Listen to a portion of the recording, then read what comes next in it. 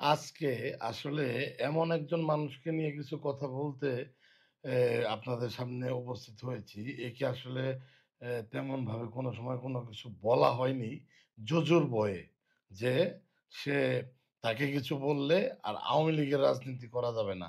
এই সমস্ত জোজুর বয়ে তাকে এতদিন কোনো কিছু বলতে পারেনি। সে হচ্ছে এই আন্দালিব রহমান পার্থ। ঠিক আছে? এই চিনিচুরের পোলা ওর বাপ এই চিনিচোর ছিল, বাংলাদেশের জাতীয় চিনিচোর ছিল ওর বাপ। ওর এত বড় বড় কথা, বড় বড় বেয়াদবি, ঠিক আছে?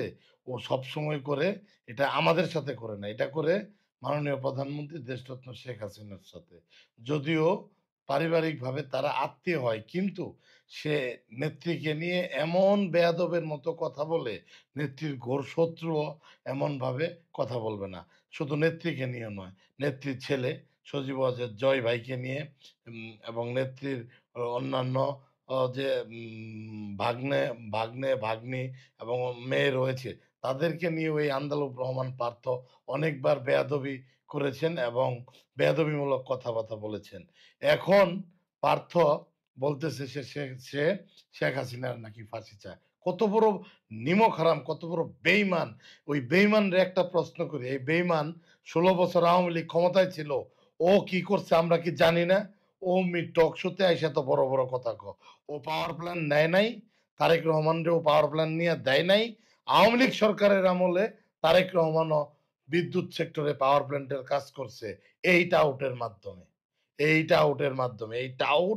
এই টাউট আন্দালি পার্থ, হ্যাঁ, চকচক করলেই শোনা হয় না।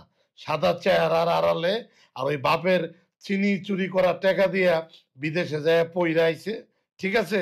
ব্যারিস্টারি সার্টিফিকেট নিয়ে আইসা এখন টাই লাগায়া ১৬ বছর শেখ হাসিনা প্রধানমন্ত্রী আছিল, আর শ্বশুরের প্রভাব কাজে লাগায়া, শালা সম্বন্ধীর প্রভাব কাজে লাগায়া, আত্মীয়র কোটা দিয়া সকল সুযোগ সুবিধা সে নিবে, কিন্তু জায়গা মতো বাসটা দিয়ে দিবে।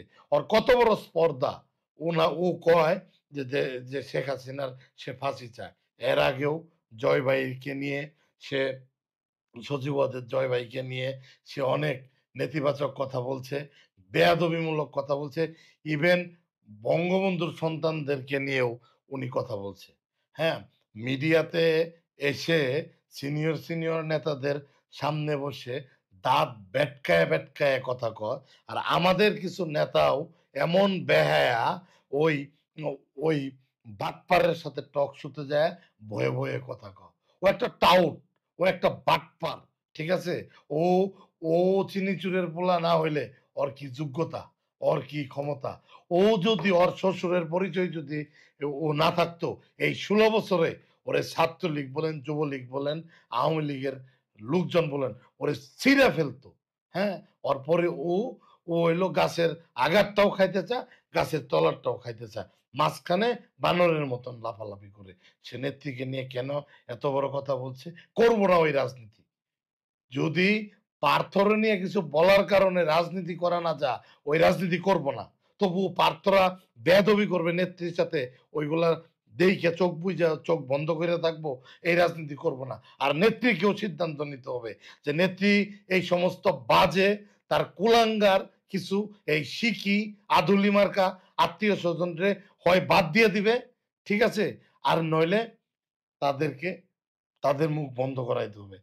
এটা এটা নেত্রীকেও আমি বলবো যে মাননীয় নেত্রী, ও যে ভাষায় আপনাকে, আপনার পরিবারকে নিয়ে কথা বলে, বঙ্গবন্ধুকে নিয়ে কথা বলে, আপনার ছেলে মেয়েকে নিয়ে কথা বলে, আমরা বঙ্গবন্ধুর আদর্শে আপনার নেতৃত্বে রাজনীতি করি। আমাদেরকে কেউ দাওয়াত দিয়া এই পার্টি করতে আনে নাই, আমরা জন্মসূত্রে এই পার্টি করি। সুতরাং আমরা যাদের আদর্শ, যার আদর্শ বিশ্বাস করি, তাকে নিয়ে, তার মেয়েকে নিয়ে, তার ছেলে মেয়েকে নিয়ে কেউ কথা বলবে, এটা কিন্তু আমরা কোনোদিনও মানি নাই, মাইনে আমরা রাজনীতিও করতে পারবো না। এই জন্য নেত্রীর কাছে উদাত্ত আহ্বান থাকবে, এই সমস্ত আবাল মার্কা, এই সমস্ত আধুলি শিকি বেয়াদব, যাদের নাকে টিপ দিলে এখনো দুধ বেরোবে, ঠিক আছে? বাপের ওই চুরি করা, চিনি চুরি করা টাকা, হ্যাঁ, রাষ্ট্রীয় লুটপাটের টাকা, এখন ওইগুলা দিয়া জমিদারি। ওরা কি ছিল? ওরা কি জমিদার ছিল? ও কি জমিদারের বাচ্চা? ও একটা চোরের ছেলে। ওর বাপ চিনি চোর ছিল, ঠিক আছে? ও একটা চোর। এই কথাগুলা কেউ বলে নাই। আমার লেভেল তো দূরের কথা। আমার চাইতে নিচের লেভেলেরও কেউ আওয়ামী লীগের ঘরের কেউ এতদিন সাহস করে বলতে পারে নাই যে বললে হ্যার শ্বশুরের রাজনীতি করবে না। করব না ওই রাজনীতি। হ্যার শ্বশুর কেন? যে কেউ যদি রাজনীতি করতে না দিতে চায়, করব না। রাজনীতি করছি, এনাফ টুক করছি দরকার পড়লে। এগুলা মাইন্যা নিয়া রাজনীতি করব না। পার্থ বঙ্গবন্ধুরে নিয়ে কথা বলবে, নেত্রীকে নিয়ে কথা বলবে, জয় ভাইকে নিয়ে কথা বলবে, রেহানা আপাকে নিয়ে কথা বলবে। আর পরে পার্থর চামচামি কইরা আবার এই রাজনীতি করা লাগবে। এই রাজনীতির দরকার নাই। এই রাজনীতির দরকার নাই। ও কিছুদিন আগে টক শোতে আইসা বলতেছে আওয়ামী লীগ একটা মুরগির খুপও পায় নাই যে যেখান থেকে কেউ একটা কথা বলবে। আরে বেটা বাটপার! ১৬ বছর তুই কই আছিলি? ১৬ বছর তো তুই তোর শ্বশুরের আশ্রয়ে প্রশ্রয়ে আছিলি। একেকটা আকাম ঘটাইতি, একেকটা অঘটন ঘটাইতি, ঘটাইয়াই তুই তোর শ্বশুরের বাড়িতে যায়া আশ্রয় নিতি। এগুলা কি আমরা জানি না? গুলশানের বাসায় যায়া থাকতি। এ এখন আর কারো ভয় পাই না। কারণ কি দেওয়ালে পিঠ ঠেকে গেছে। দেওয়ালে পিঠ ঠেকে গেলে কাউকে কারো ভিতরে ভয় আর কাজ করে না। ঠিক আছে? এই আন্দালিব রহমান পার্থ এই সমস্ত বাটপার কিছু আধুলি শিখি আত্মীয়-স্বজনদের কারণে আজকে আওয়ামী লীগের এই অবস্থা।